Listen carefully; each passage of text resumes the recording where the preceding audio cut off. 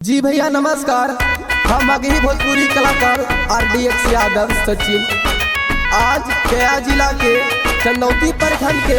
Bhutia panchayat gram Lalganj के पूर्व मुखिया अजीत कुमार यादव उसके साथ संतोष यादव का रोड एक्सीडेंट में देहांत हो गया। तो आप लोग इस गीत के माध्यम में जरूर सुनिए। चंदौती प्रखंड के लालगंज गाँव में घाटा नामा घाटा लगे बहिनी भुटिया पंचायत के लालगंज गाँव के पूर्व मुखिया रहलन गे बहिनी रोड एक्सीडेंट में अजित यादव मुखिया के जनम गेलै गे बहिनी रोड एक्सीडेंट में संतोष यादव के जनम गेलै गे बहिनी भुटिया पंचायत के अजित यादव पूर्व मुखिया रहलन गे बहिनी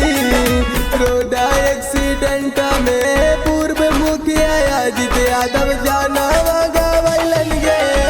बहिनी रोड एक्सीडेंट में संतोष यादव के जनम गेलै गे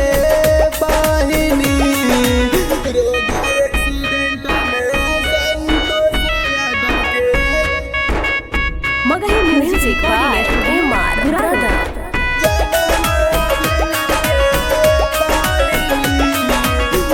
मिक्स बाय अजित यदुवंशी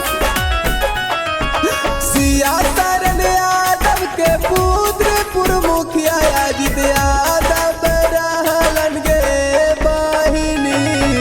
रामचंद्र यादव के लालन संतोष यादव जनम गवैलन गे